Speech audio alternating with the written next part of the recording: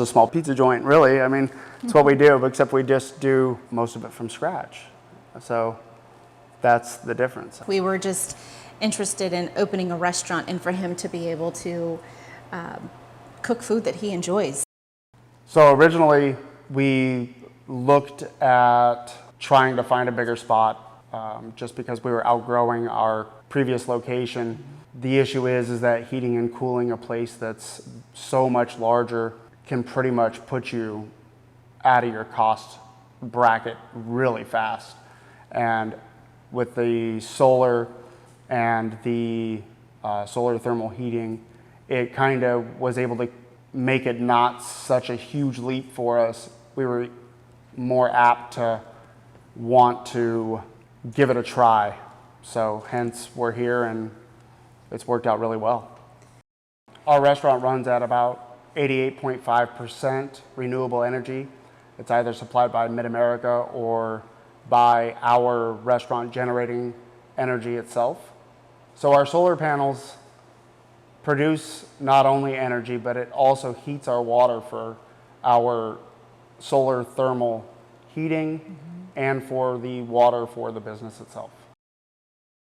We started composting because of the food waste that we were having was taking up a huge part of our garbage, which in a small town is an awful thing. We ended up partnering with a gentleman that we found here in our farmer's market who runs a composting business. He gave us our first 5-gallon bucket, and from there we just kind of took off of it. We filled a 5-gallon bucket in about the first 25 minutes of our prep, and from there it took off.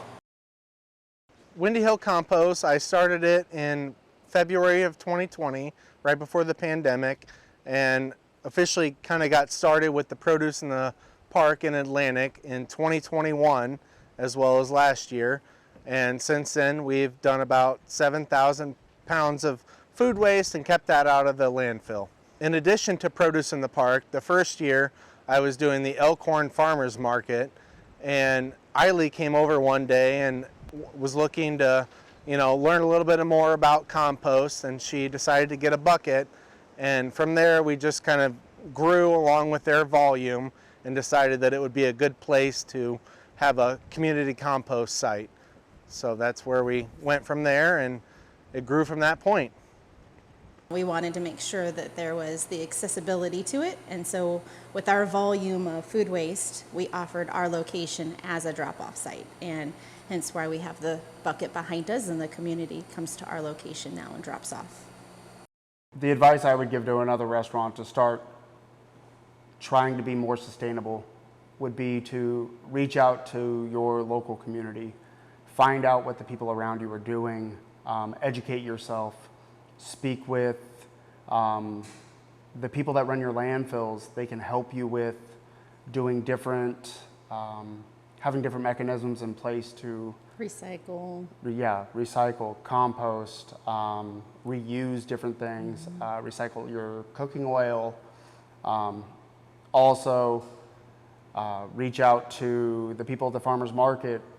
If you can buy local, it makes everything a little bit easier. There's a lot available out to you if you can just do the research.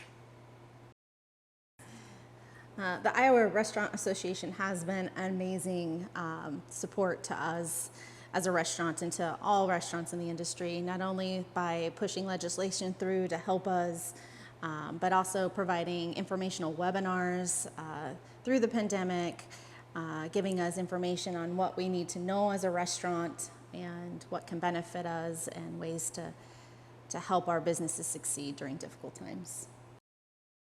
It feels great to be the recipient of 2 inaugural awards through Iowa Restaurant Association. We never dreamed coming out here that we would end up being award winners of any awards in the industry. We just wanted to provide a service to our community and feed them yummy, good food that feeds your soul.